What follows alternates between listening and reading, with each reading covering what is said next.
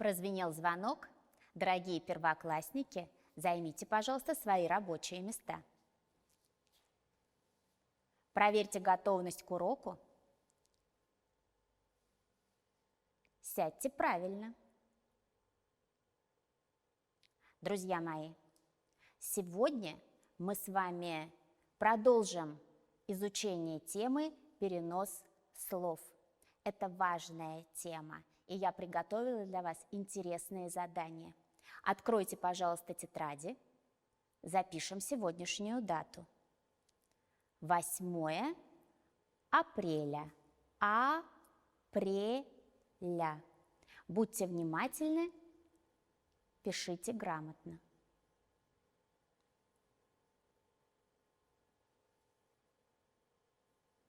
Вы готовы? Тогда мы переходим к минутке чистописания. Посмотрите, пожалуйста, на экран, как красиво написана буква У.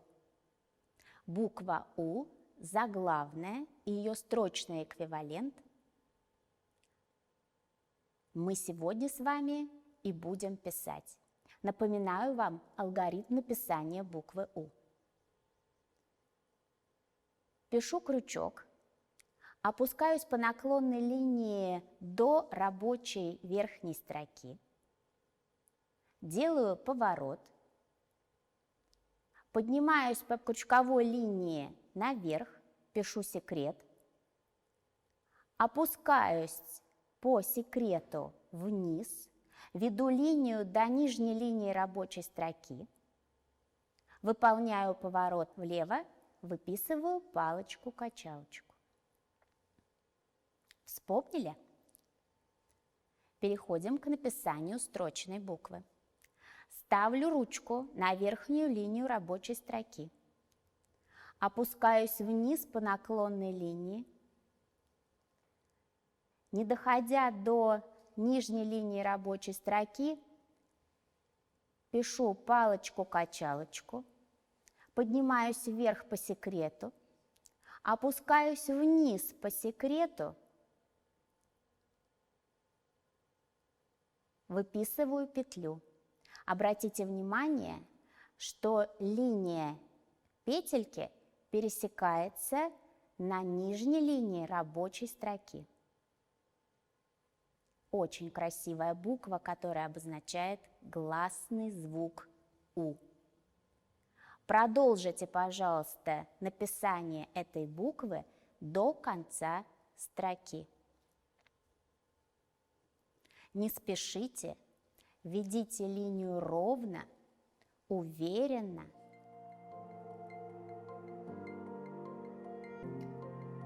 Действуйте по алгоритму.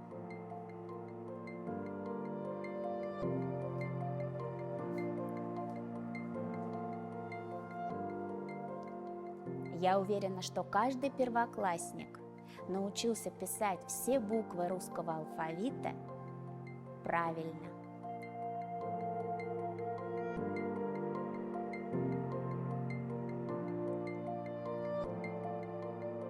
Соблюдайте высоту букв и расстояние между буквами.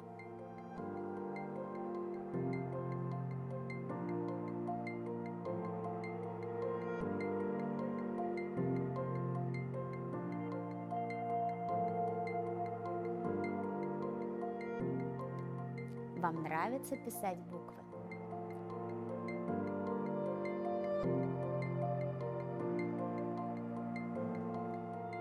Конечно же, вы знаете, что тот, кто старается, у того все всегда получается.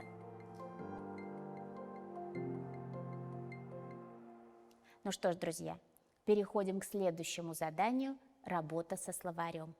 Мы с вами уже знаем несколько словарных слов.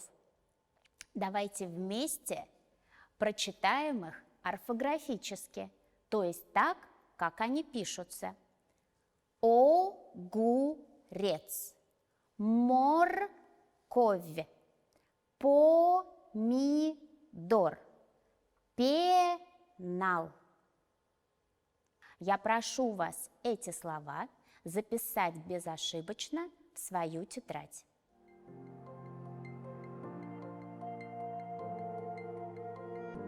диктуйте себе по слогам.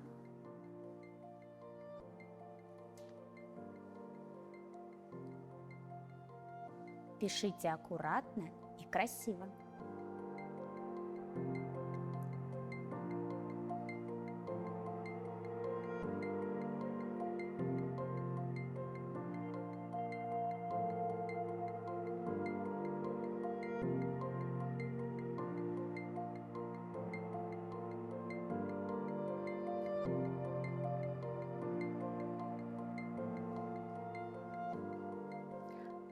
Молодец тот, кто уже запомнил, как пишутся эти слова.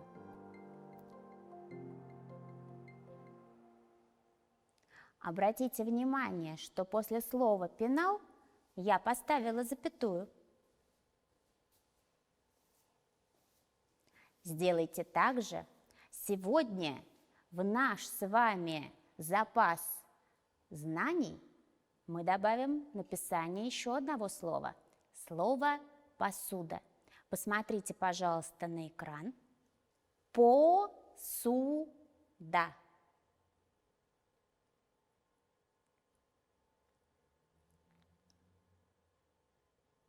Обратите внимание, что написание и произношение этого слова различаются.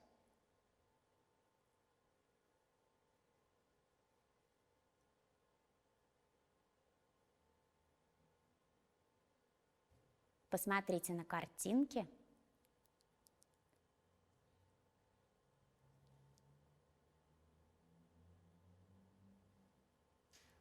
Все, что вы видите на экране, посуда.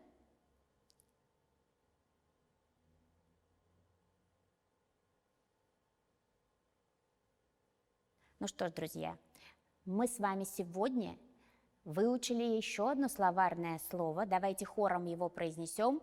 Посуда. Поставьте в этом слове ударение.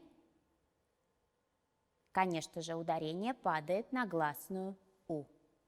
Спасибо вам за работу и старание. Переходим к следующему заданию.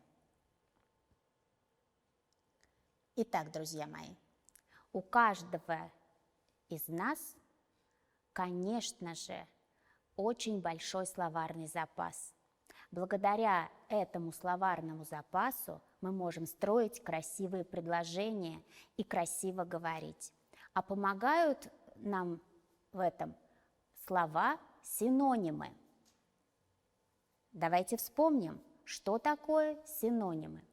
Синонимы – это слова, близкие по смыслу. Сегодня я предлагаю вам подобрать синонимы к этим словам. Доброта, прилежный, отвага, веселый. Итак, скажите, пожалуйста, каким словом можно заменить слово «доброта»?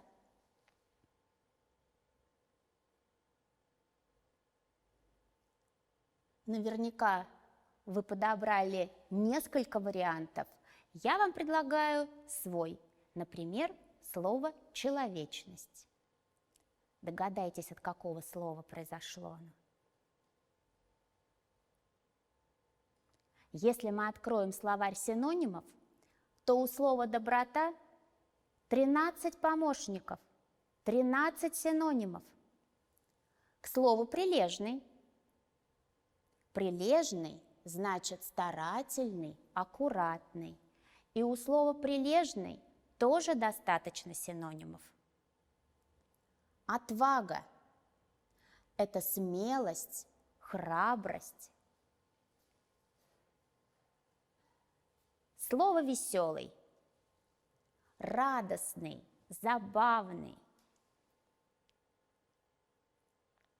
Итак, друзья мои, если вы хотите познакомиться с синонимами, смело отправляйтесь в словарь синонимов. Это очень увлекательное путешествие. Вы пополните свой словарный запас.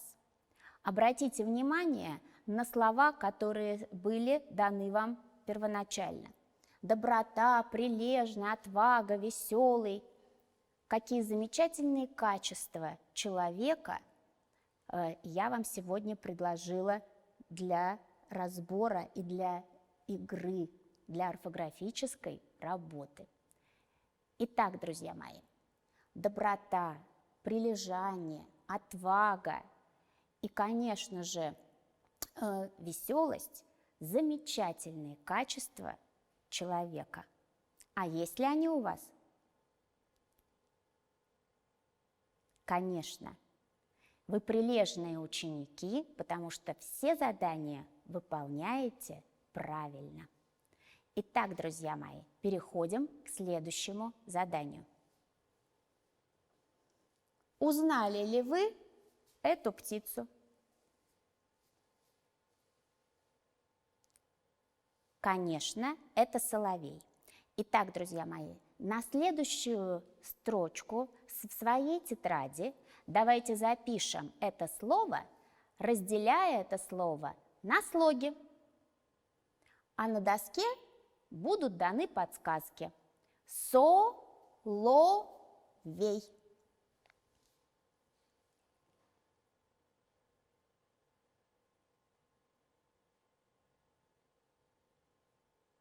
Ну а эту птицу узнает каждый.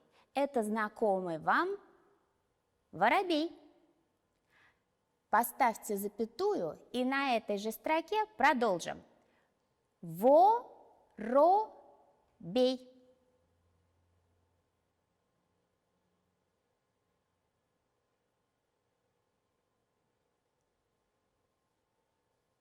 Посмотрите на следующую птицу. Ну, конечно же, это сорока. Продолжим нашу запись. Запишите, пожалуйста, слово сорока. Эта птица очень удивительная. Знали ли вы, что это единственная известная птица, которая узнает себя в зеркале? Вы скажете, ну а попугай, который так любит смотреться в зеркало? А попугаю кажется, что в зеркале он видит другую птицу, а сорока узнает именно себя.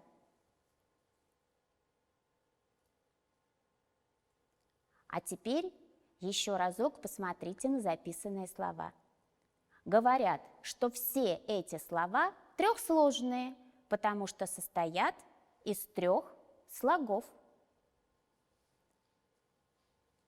В каждом из этих слов 3 слога. Вы согласны? Переходим к следующему заданию. Я предлагаю вам слова, в которых различное количество слогов. Давайте попробуем определить правильное количество слогов. Работать будем устно. Приготовьте свои ладошки, они помогут нам при помощи хлопков правильно определить количество слогов. Но я хочу вам сказать еще один секрет. Есть одно замечательное и удобное правило. Сколько в слове гласных, столько и слогов. Итак, друзья мои, начинаем. Тетрадь. Тетрадь. В слове 2 слога. Школа. Школа. В слове 2 слога. Мел. Мел. Конечно же, здесь 1 слог. Кисть. Попробуйте сами. Я уверена, что вы справились. В этом слове 1 слог. Карандаш. Карандаш. В слове 3 слога. Учитель. Учитель. В слове 3 слога. Спасибо вам за игру. Вы были активными участниками. Я уверена, что у каждого из вас все получилось. А значит, вы готовы поработать самостоятельно. Итак, посмотрите, пожалуйста, на экран. Перед вами несколько слов. Для удобства и подсказки гласные буквы я выделила красным цветом. Эти слова распределите, пожалуйста, в 3 столбика в своей тетради. В первый столбик запишите слова, которые состоят из одного слога. Во втором столбике появятся слова, состоящие из 2 слогов. А в третьем столбике вы запишете слова, которые состоят из 3 слогов. Думаю, что работа будет для вас интересной. Приступайте.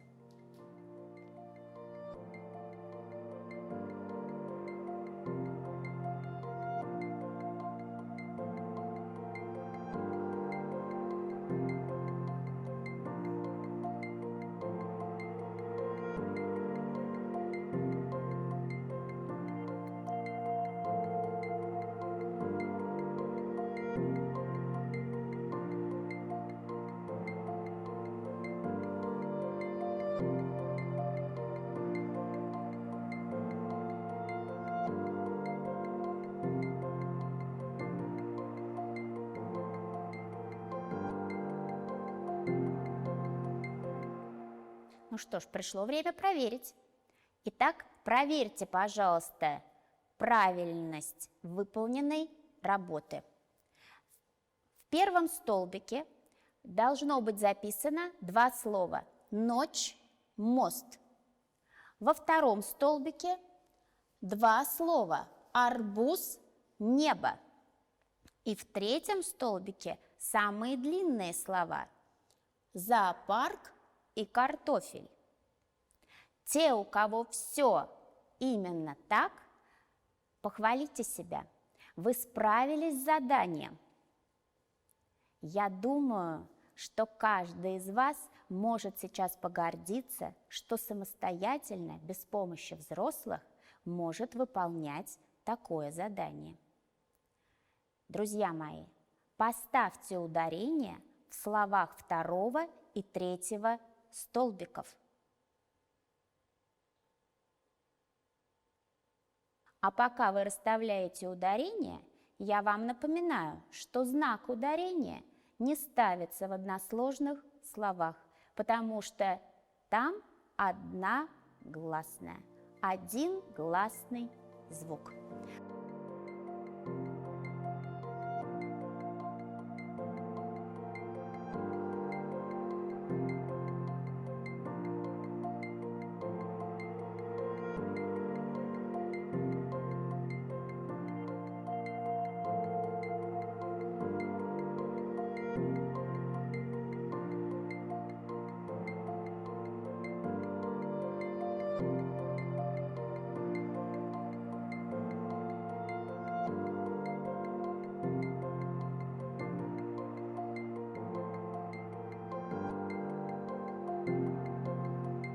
Проверьте, пожалуйста, как вы выполнили работу. И мы переходим к следующему заданию. Для того, чтобы его выполнить, давайте вспомним правила переноса слов. Итак, самое первое правило – переноси слова по слогам. Второе правило – одну букву нельзя отделять от слова, нельзя одну букву оставлять на строке или переносить на следующую. Напоминаю вам, что букву и краткий не отрывают от гласного, а слова, состоящие из одного слога, не переносятся. Есть еще одно правило, наверняка вы его помните. В словах с удвоенной согласной одну согласную оставляют на строке, а другую переносят. Все эти правила мы с вами вчера изучали на уроке русского языка. А сегодня пришло время потренироваться. Сначала понаблюдаем. Итак, друзья мои, книга переносим по слогам. Следующее слово пенал. А вот слова шкаф, класс односложные, и мы их переносить не будем. Не перенесем и слова улей и змея, несмотря на то, что у них 2 слога, потому что один из слогов состоит всего лишь из одной гласной. Понаблюдайте за переносом слов майка, коньки, вьюга, ручьи. А сейчас перенесем слова с удвоенной согласной. Ванна, касса, русский. Вы все вспомнили? Ну что ж, давайте работать. Перед вами слова. Попробуйте записать их к себе в тетрадь. Не торопитесь, запишите их так, чтобы было понятно, как вы их хотите перенести. Итак, делим слова для переноса. Проверьте правильность посадки при письме. Правильно ли вы держите ручку?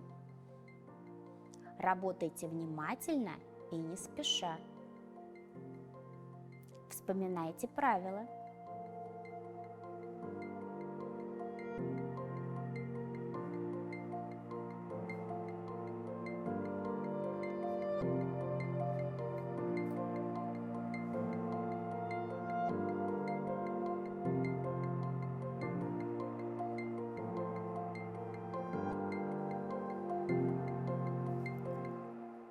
Ну что ж, друзья, давайте проверим, что у вас получилось. Итак, проверяйте. Зайка, лейка, чайник, майка, уши, шея, лоб. Односложные слова и слова, в которых один из слогов состоит из одной буквы, перенести нельзя. Глаза, овцы, утки, конь – слово из одного слога, коза. Если у вас так, то вы большие молодцы. Я вами очень довольна. А довольны ли вы своей работой?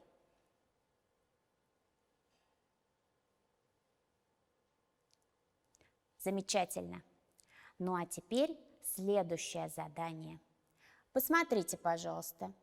Некоторые слова я разделила на слоги, а некоторые слова для переноса. Попробуйте записать к себе в тетрадь те слова, которые разделены для переноса.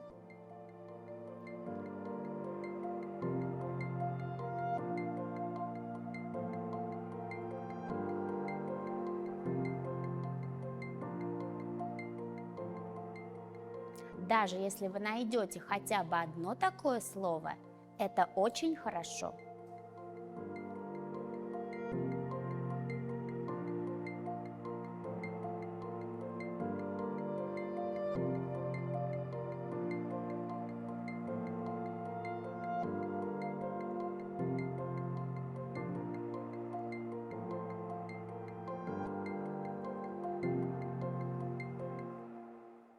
Вы нашли такие слова? Давайте проверим. Итак, для переноса разделены слова улитка, окуньки, утюги. А слова улица, линия, улей, акула, радио разделены по слогам.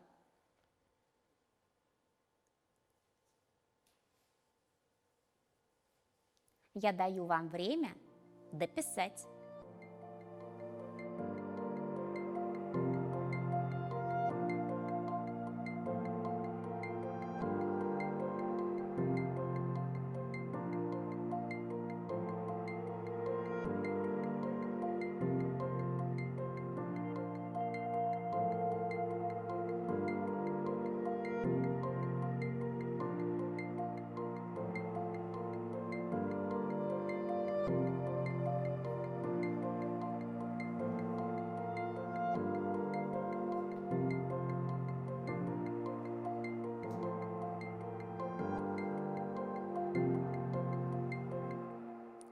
Ну что ж, друзья, Наш урок русского языка подходит к концу.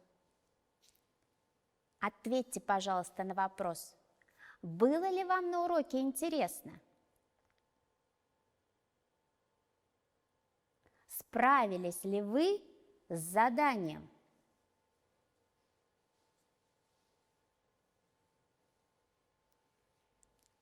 Пополнили ли вы свой словарный запас?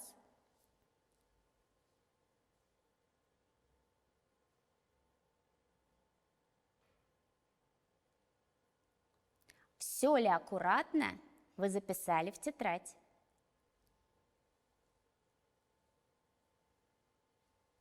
Мы с вами замечательно потренировались переносить слова.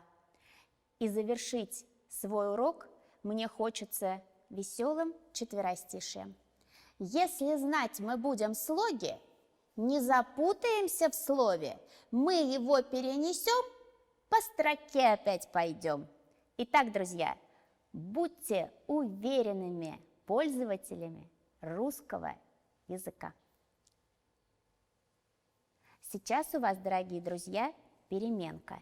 Переменка продлится 20 минут. Я рекомендую вам обязательно заняться спортом или потанцевать под веселую музыку. Проведите переменку с удовольствием. А после перемены прозвенит звонок на урок математики. Я жду вас.